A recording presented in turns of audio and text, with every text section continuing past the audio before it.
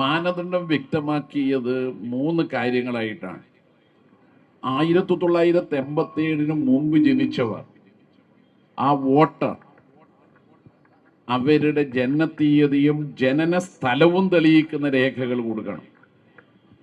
എന്നാൽ 87-നും 2004-നും മധ്യേ ജനിച്ചവർ അവരുടെ മാതാപിതാക്കളിൽ ആരുടെയെങ്കിലും ഒരാളുടെ ഈ രേഖകൾ കൊടുക്കണം.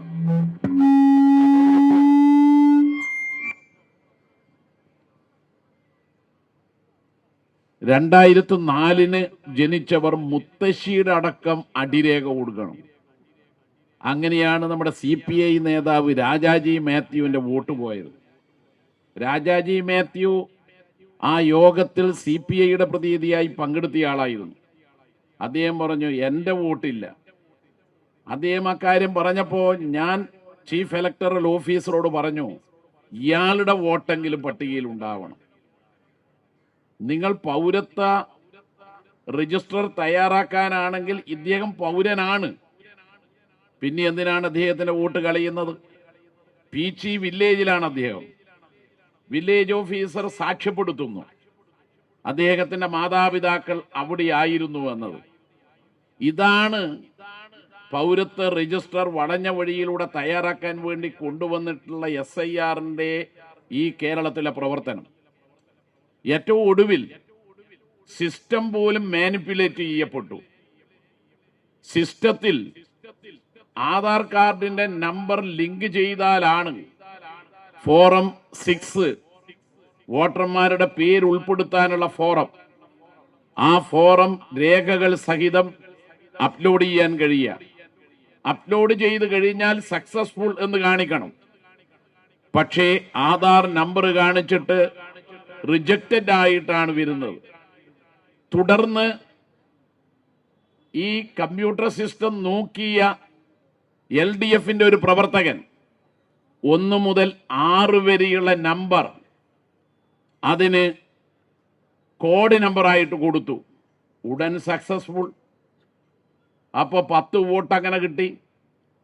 പിന്നെ നോക്കുമ്പോൾ ഒരിടത്ത് കാണുന്നത് വിജയകുമാറിന്റെ പേര് അപ്ലോഡ് ചെയ്തപ്പോൾ ഗണേഷ് റാവു എന്ന് കാണിക്കുന്നു.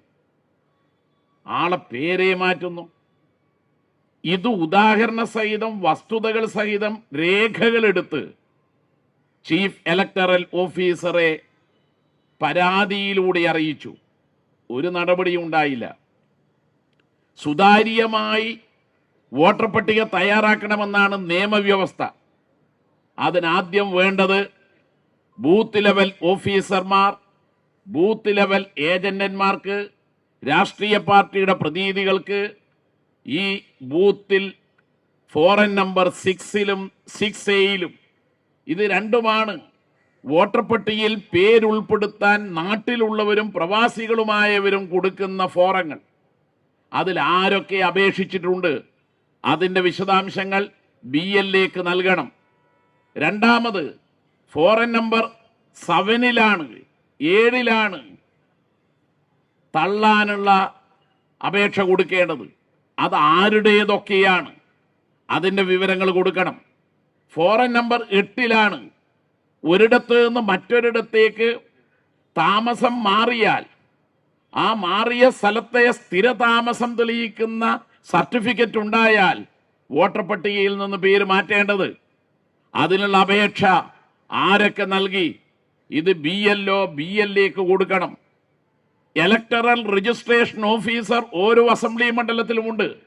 അദ്ദേഹം ഇതിൻ്റെ അസംബ്ലി മണ്ഡലത്തിൻ്റെ മുഴുവൻ പേരുകളും അദ്ദേഹത്തിൻ്റെ ഓഫീസിൽ പ്രദർശിപ്പിക്കണം. അദ്ദേഹം അസംബ്ലി മണ്ഡലത്തിൻ്റെ മുഴുവൻ പേരുകളും രാഷ്ട്രീയ പാർട്ടികളുടെ പ്രതിനിധികൾക്ക് കൊടുക്കണം. ഇതാണ് നിലവിലുള്ള ചട്ടം. ഇലക്ടറൽ രജിസ്ട്രേഷൻ ചട്ടമനുസരിച്ച് ചെയ്യേണ്ട കാര്യം ചെയ്യുന്നേയില്ല. ഡിസംബർ 23-ന് കരട് പട്ടിക പ്രസിദ്ധീകരിച്ചു. അതിനുശേഷം അപേക്ഷകൾ കൊടുക്കാൻ തുടങ്ങി. അതിനു മുമ്പും ചിലർ അപേക്ഷകൾ കൊടുത്തിട്ടുണ്ട്. അതൊന്നും തന്നെ പുറം ലോകം കണ്ടില്ല.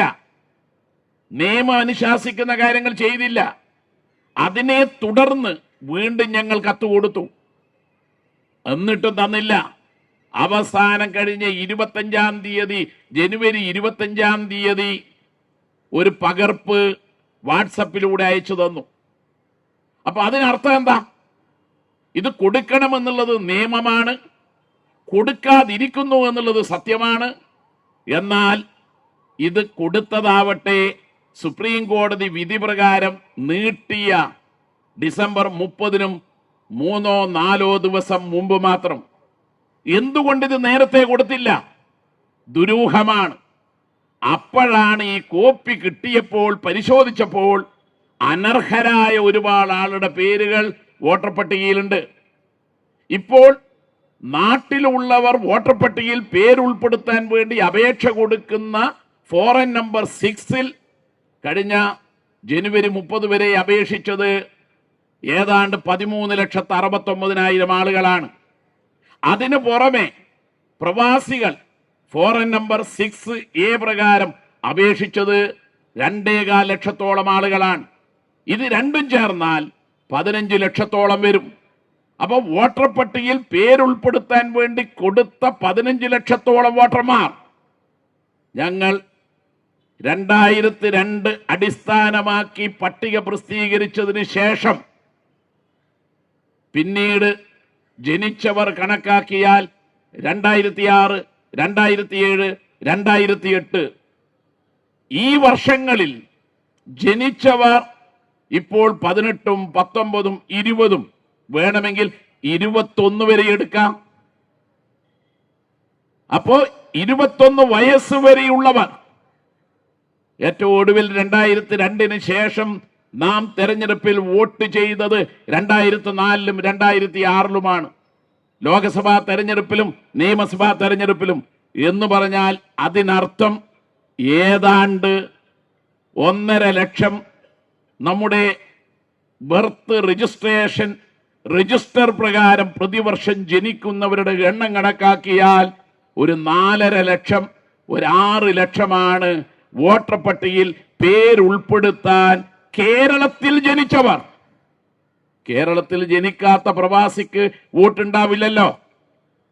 കേരളീയരായ പ്രവാസികളടക്കം ചുരുക്കി പറഞ്ഞാൽ 6-7 ലക്ഷം പുതിയ വോട്ടർമാരുടെ അപേക്ഷകൾ വേണ്ട സ്ഥലത്ത് 15 ലക്ഷമാണ് അപേക്ഷകൾ.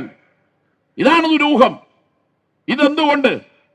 പറയാൻ ബാധ്യതപ്പെട്ടത് ചീഫ് ഇലക്ടറൽ ഓഫീസറും അദ്ദേഹം നയിക്കുന്ന ഉദ്യോഗസ്ഥ വിഭാഗവുമാണ്. വേണമെങ്കിൽ ഞങ്ങൾ അവർക്ക് കേരളത്തിൽ കഴിഞ്ഞ 21 വയസ്സ് പ്രായമുള്ള, ഇനി 2002 എടുത്താലും ആ ബർത്ത് രജിസ്ട്രേഷൻ ഓഫീസിൽ നിന്നും രജിസ്റ്റർ രേഖകൾ കൊടുക്കാം. പുതിയ വോട്ടർമാർ 2002 വോട്ടർ പട്ടിക അടിസ്ഥാനപ്പെടുത്തി SIRന്റെ കരട് തയ്യാറാക്കിയതെങ്കിൽ 10 ലക്ഷത്തിൽ അധികരിക്കില്ല. പിന്നെ എങ്ങനെ 15 ലക്ഷമായി? ഇവിടെയാണ് ബീഹാറിൽ നടന്ന വോട്ട് ചോരി മാത്രമല്ല വ്യാജ വോട്ടുകൾ ഉൾപ്പെടുത്തിയത്.